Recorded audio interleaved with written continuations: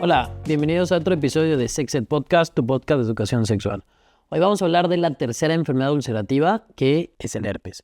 El herpes, a diferencia del sífilis y chancro que ya vimos, es un virus, mientras que estas otras dos enfermedades son bacterias. Eso lo hace muy diferente en cómo se presenta y el tipo de síntomas que vamos a tener. Además, esta es la primera enfermedad de la que vamos a hablar que no se cura. Una vez que ya tuve herpes, el virus va a residir en mis células para toda la vida. Puede ser que nunca me vuelva a presentar o puede ser que en algún momento de la vida, mucho tiempo después, las mismas lesiones vayan a aparecer de nuevo. Pero vamos a lo primero. Este es un virus de ADN, lo que significa que técnicamente no es un organismo vivo. Eso lo que hace con los virus es que tienen un potencial de mutación muy alto que las bacterias no tienen. Cuando estudiamos la familia del herpes hay 8 tipos principales. El 1 y el 2 son específicamente los cuales considero enfermedades de transmisión sexual, ya que son los que se van a transmitir por contacto directo con las lesiones características que se van a presentar. Técnicamente el herpes 1 se llama herpes bucal y el herpes 2 se llama herpes genital, pero si los estudiáramos, digamos, en toda su composición, genéticamente son muy similares, van a dar los mismos síntomas, se van a tratar igual. ¿Y un herpes bucal puede aparecer en genitales? Sí. ¿Un herpes genital puede aparecer en la boca? Sí. ¿Puede aparecer en los dedos y en cualquier otra parte del cuerpo? Sí. Entonces, realmente, cuando una persona tiene una de estas lesiones y yo ya la diagnostiqué como un herpes, realmente no vale tanto la pena hacer el estudio para determinar si es 1 o 2, porque los voy a tratar igual. El resto de los tipos de herpes son muy variados. Por ejemplo, el tipo 3, que es el herpes zóster, es la varicela, que nos da a todos, o bueno, ahorita ya como hay vacuna, ya es menos común. Dentro de todos estos está el Epstein-Barr, el citomegalovirus, que es que estas dos enfermedades no son tan comunes, pero que en la persona que vive con VIH pueden ser muy complicables. La roseola-like y el herpes tipo 8, que es el sarcoma de Kaposi. Ese sí es una presentación muy severa, pero que es exclusiva de las personas que viven con VIH, ya que tiene que estar muy delimitado el sistema inmune para que este se presente, y de hecho, el que una persona ya presente esta complicación, que es el sarcoma de Kaposi, es uno de los criterios para poder diagnosticar SIDA en una persona que vive con VIH.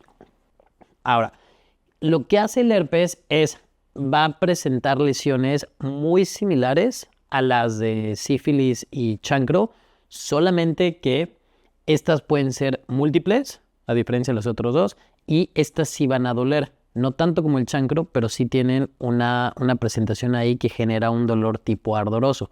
Ahora, para empezar, las lesiones del herpes sí se presentan al principio como lesiones elevadas, pero estas se rompen y terminan siendo úlceras. Entonces, a simple vista, yo no puedo hacer un diagnóstico tan fácil. Tengo que ver las características, por ejemplo, del dolor. Y estas se van a transmitir de la misma manera que las otras dos que ya hablamos. Cuando una persona tiene una de estas lesiones y voy y tengo contacto directo, ya sea con piel o mucosas durante la penetración, entonces ahí es por donde va a pasar el virus. Y el virus sí se presenta encima, en la piel, pero va a residir por el resto de la vida dentro de los ganglios, hacia adentro, en las cadenas nerviosas. Y eso lo que hace es que el herpes tiene 3 presentaciones. Una presentación que es lícita, una presentación que es latente y una presentación que es recurrente. La lícita es cuando me pasaron el virus y ahorita tengo la lesión activa. La latente es ya después del tratamiento, ya se me quitaron las lesiones, desaparecen, cicatrizan, pero el virus se va a quedar ahí a vivir toda la vida. Y en algún momento, eventualmente, este puede regresar. ¿Qué puede hacer que regrese el herpes? Por lo general está asociado a estrés, y que puede ser estrés físico, estrés metabólico o estrés emocional. Entonces, incluso, por ejemplo, si yo estoy muy estresado por el trabajo, por mis exámenes, por el calentamiento global, porque me estoy divorciando, porque un familiar está enfermo, se perdió el perro, lo que sea, eso puede hacer que el herpes regrese. Otras cosas que pueden hacer que regrese, por ejemplo, las mujeres embarazadas que tienden a tener un estado de inmunosupresión no grave, pero sí suficiente para que el cuerpo de la mujer no elimine al feto, pueden llegar a presentarlo. Hay susceptibilidad genética en ciertas personas, en la exposición a la luz solar, cambios en el clima, enfermedades concomitantes y personas que ya de entrada están inmunocomprometidas, como alguien que vive con VIH, alguien que tiene diabetes, alguien que está desnutrido o una persona, por ejemplo, que tiene un trasplante y que para ello tiene que tomar inmunomoduladores. Todo este tipo de, todos estos factores se pueden juntar y hacer que el herpes salga. ¿Qué tan pronto, qué tan después va a salir? Es muy variable. Puede ser que nunca me vuelva a aparecer una lesión o que al mes, al año, a los 10 años, a los 20, a los 30, estas puedan volver a recurrir. Cuando son de manera severa, pueden generar algo que se llama una neuralgia del trigémino, que entonces el trigémino, que es uno de los pares craneales que da la inervación a la cara, justamente en las ramas, que puede ser aquí oftálmica, maxilar o mandibular, se presente y genera una afectación directa a toda la cara. Este tipo de presentación también se da con la varicela zóster, que es todas las personas que tuvimos varicela, que nos salen las ronchitas, puede volver a aparecer esta manifestación, pero que a diferencia de la varicela normal, esta solamente se da en los arcos costales. Y entonces son unas ronchas que duelen mucho y que parece que siguieran a las costillas hacia el centro.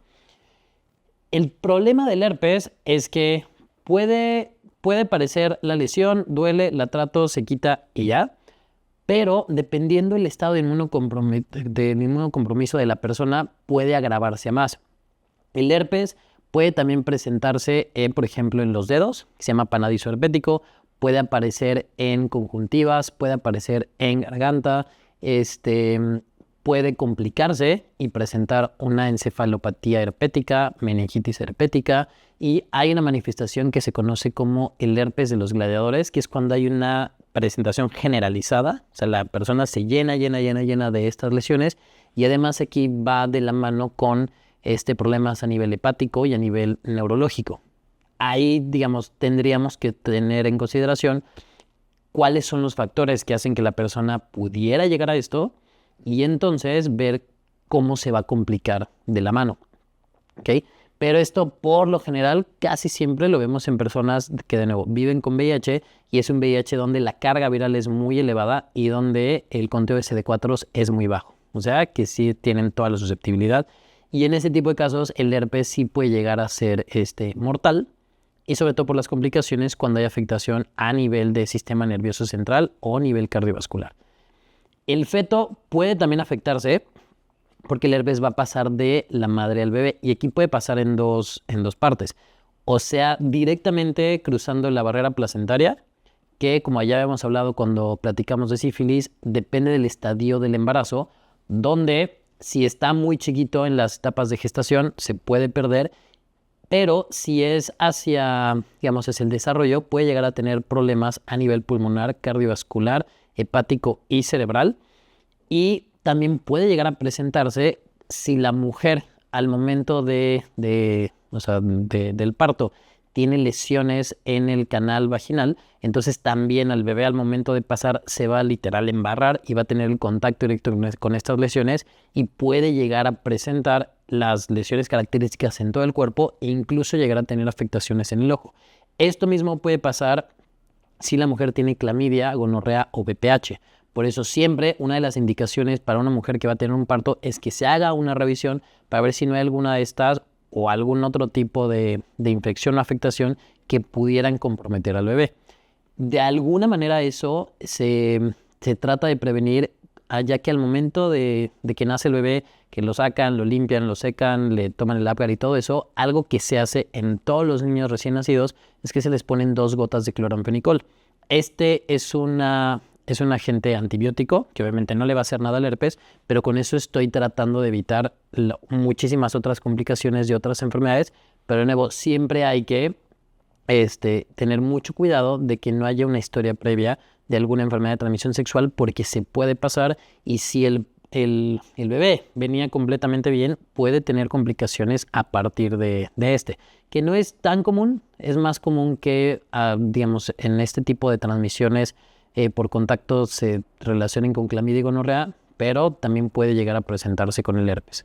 Ahora, aquí ya mencionamos, el herpes, una vez que lo tienes, ya es para toda la vida, pero sí se puede tratar.